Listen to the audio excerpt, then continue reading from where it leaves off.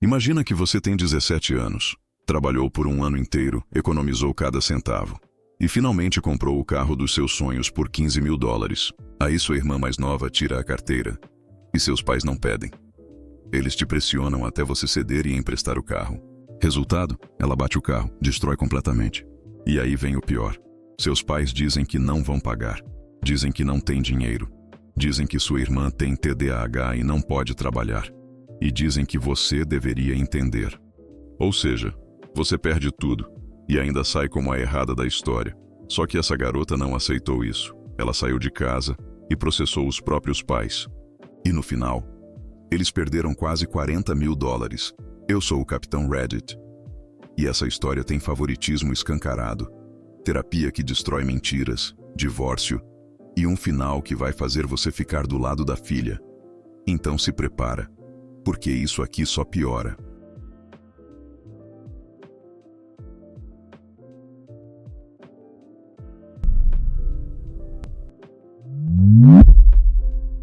Minha filha nos processa porque obrigamos ela a emprestar o carro para a irmã que o destruiu, e não queremos pagar um novo. Minha filha Casey, de 17 anos, trabalhou e economizou dinheiro por cerca de um ano para conseguir comprar um carro melhor do que nós poderíamos dar a ela com o orçamento familiar. Minha outra filha, Alana, de 16 anos, tem TDAH, transtorno do déficit de atenção com hiperatividade. Tirou a carteira de motorista recentemente e pediu para dirigir o carro da Casey. Casey permitiu, mas Alana acabou sofrendo um acidente grave há cerca de 6 meses, que basicamente deixou o carro inutilizável. A indenização do seguro não foi nem de longe suficiente para cobrir um carro novo, e com as contas médicas da Alana por causa do acidente, felizmente não houve danos permanentes, apenas um braço e uma perna quebrados. Não havia como substituirmos o carro da Casey imediatamente. Alana se desculpou muito com a Casey e nós também nos desculpamos, já que não podíamos pagar um carro novo.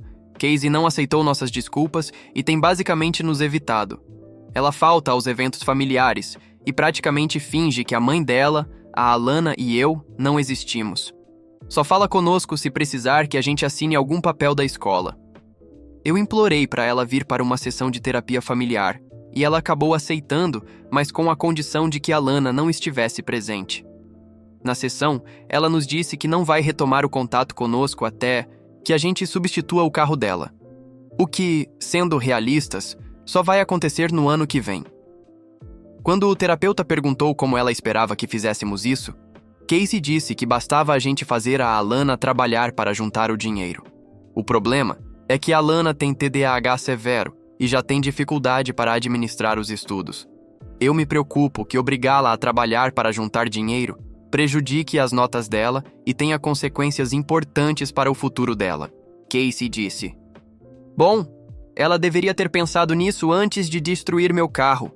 Eu não vou falar com nenhum de vocês se não me derem um carro novo." Eu respondi que ela era livre para evitar falar comigo o tempo que quisesse, mas que eu não ia prejudicar permanentemente o futuro da irmã dela só para conseguir um carro para ela antes. Minha esposa concorda comigo que devemos manter nossa posição, mas também tem medo genuíno de que Casey nunca mais fale com ela. Eu entendo que o carro dela foi destruído, mas como pai eu tenho que cuidar de todas as minhas filhas, não só de uma. Também não quero estabelecer o precedente de que chantagem emocional funciona, mesmo quando o que se pede é algo irracional. Publicação da esposa. Eu, 39 anos, e meu marido, 43. Temos 2 filhas.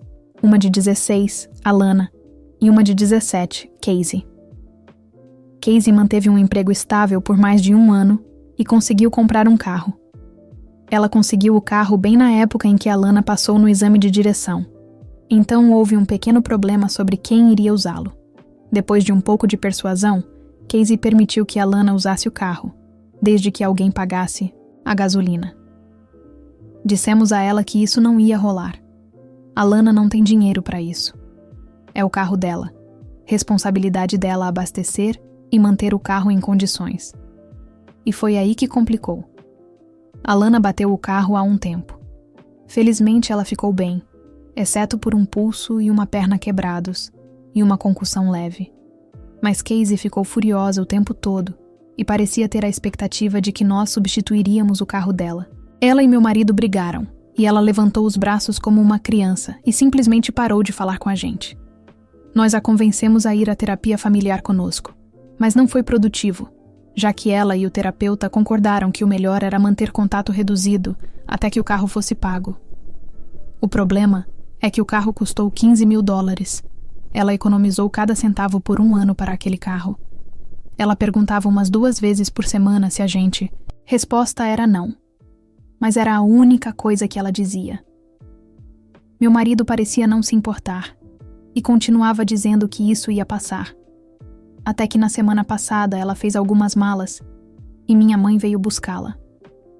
Ela está na casa dos avós há pouco mais de 1 semana e minha mãe me disse um monte de coisas.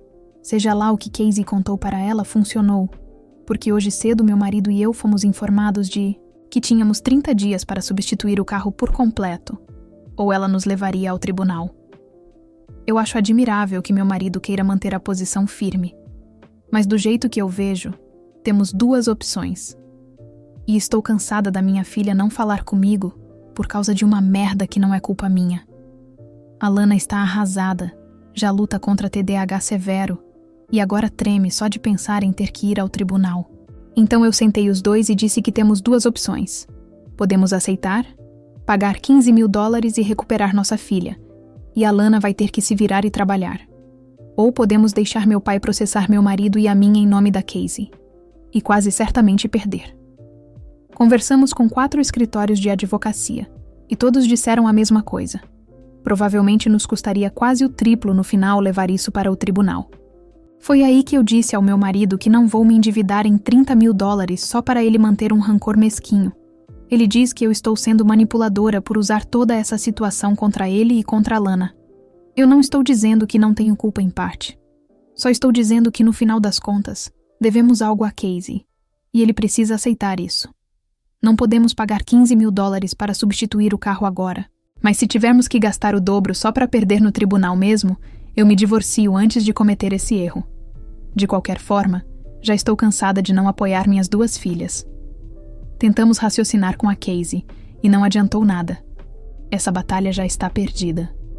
Atualização 1. Faz algumas semanas desde minha última atualização e quero começar abordando algumas coisas que me abriram os olhos sobre essa situação. A primeira foi a publicação do meu marido, que saiu bem antes da minha. Ele e eu brigamos por causa disso. Sinceramente, não gostei que ele usasse nomes reais. No entanto, quando soube que ele tinha publicado, por uma questão de transparência, eu também usei nomes reais. Dito isso, segui em frente com a difícil decisão de entregar os papéis do divórcio. Resumindo bastante, fui à terapia como muitos sugeriram. Na minha 2ª sessão, fui avaliada e diagnosticada com transtorno obsessivo-compulsivo. Na 3ª sessão, falamos sobre toda a história do carro, e minha terapeuta me explicou de um jeito que foi difícil não me sentir péssima pela Casey. A conversa cobriu bastante coisa, mas o denominador comum de tudo que deu errado foi, em grande parte, meu marido. Ele é a razão pela qual Casey compartilhou o carro. Ele é a razão pela qual a Lana se machucou dirigindo sozinha. Ele é a razão pela qual estamos prestes a ir para o tribunal em apenas 1 semana e ainda não temos advogado. E eu não sei o que eu estava fazendo, mas não estava sendo mãe, para ser honesta. Um de vocês me perguntou diretamente por que eu estava sendo apenas uma passageira na situação, e eu simplesmente não tenho uma boa resposta. Contei para meus pais sobre o divórcio e eles ficaram preocupados, mas o que eu não esperava era que Casey entrasse em contato comigo. A última vez que conversamos foi mais ela e meu marido batendo de frente. Eu realmente achei que ela ia me destruir, mas nunca a ouvi chorar assim, pelo menos não desde que ela era bem pequena. Eu ganho um pouco mais que meu marido, mas encontrar um apartamento foi brutal, especialmente com a Lana querendo vir morar comigo.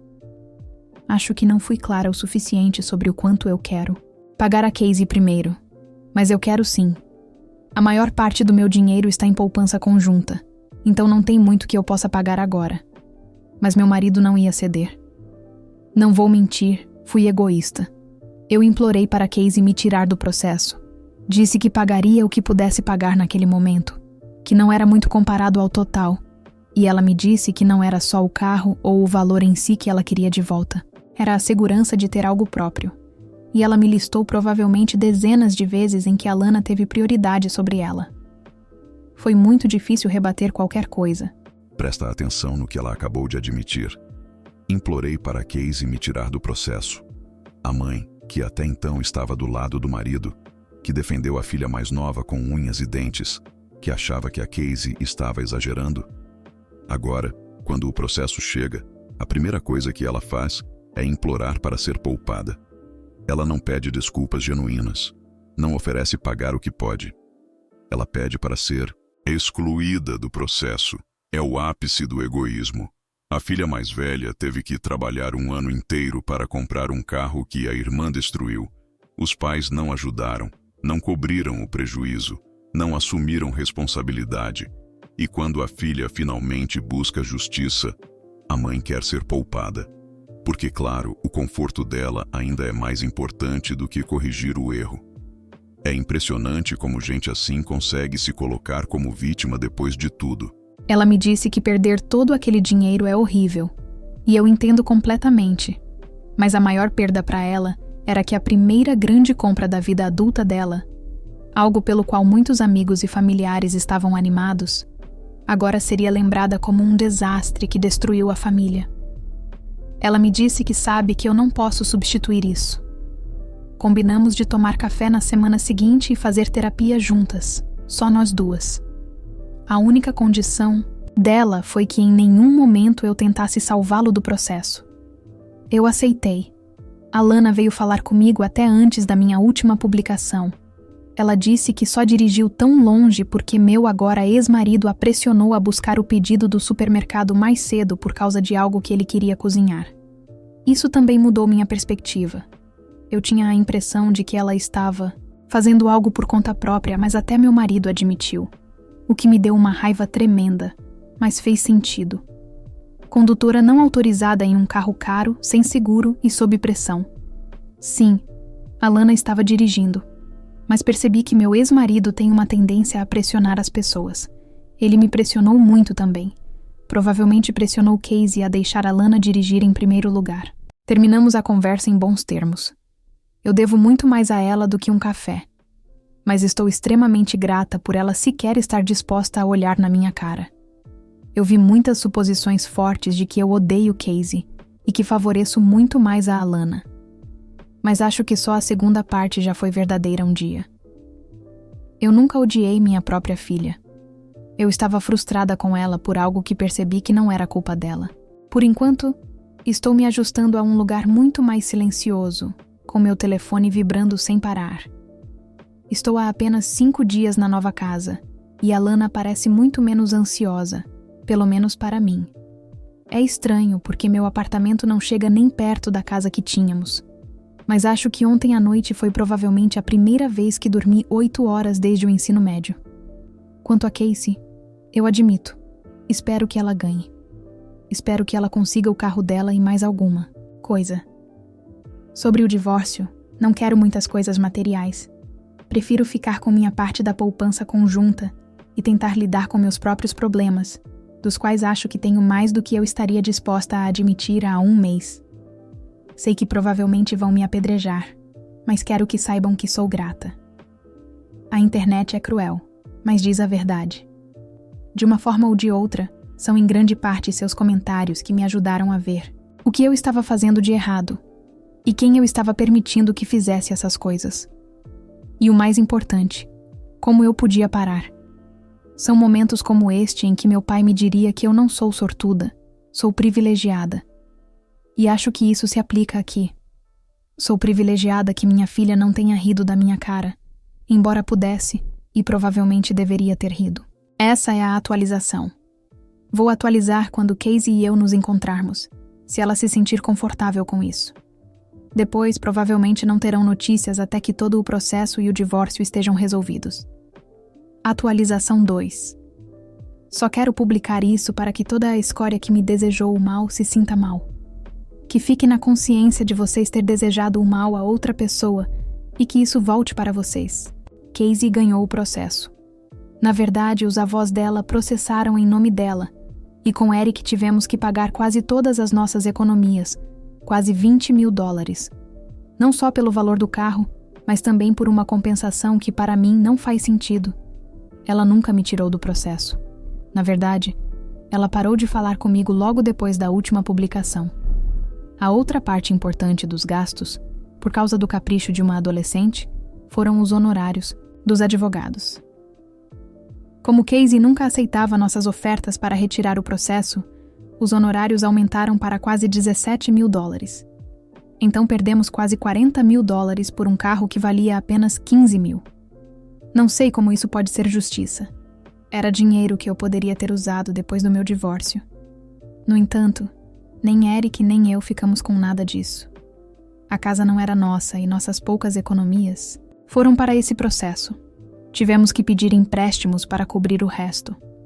Isso também afeta a Alana, embora Casey, no egoísmo dela, não consiga ver isso. Mesmo assim, Alana quis manter um relacionamento com a irmã, mas Casey bloqueou ela, assim como me bloqueou. Não sei se fez o mesmo com Eric, mas podem imaginar. Também fui bloqueada pelos meus próprios pais e por alguns familiares do meu lado da família. Do lado do Eric, praticamente me odeiam por ter me divorciado dele. Espero que vocês estejam felizes e aproveitem, porque eu vou aproveitar quando alguns de vocês fizerem suas próprias publicações com seus problemas. Vou aproveitar como vocês sofrem, assim como fizeram comigo. Só vim aqui para que vocês se sintam mal por atacar uma pessoa que estava tentando mudar. E para os poucos que realmente se importaram comigo e me deram forças. Agora eu preciso disso. Preciso muito. Resumo da ópera. Os pais tentaram proteger a filha mais nova com TDAH de qualquer consequência, enquanto a filha mais velha trabalhava igual um condenado e via suas conquistas serem destruídas sem reparação. O resultado? Perderam $40 mil, mais que o dobro do valor do carro. Se divorciaram. Perderam o contato com a filha mais velha, foram bloqueados pelos próprios pais e ainda tiveram que pedir empréstimo para pagar os advogados. A filha mais velha conseguiu o carro novo, uma compensação extra e o mais importante, saiu de uma família que claramente a tratava como segunda opção. Agora a pergunta que fica: até onde vai o proteger o filho com problema, antes de se tornar apenas favoritismo descarado?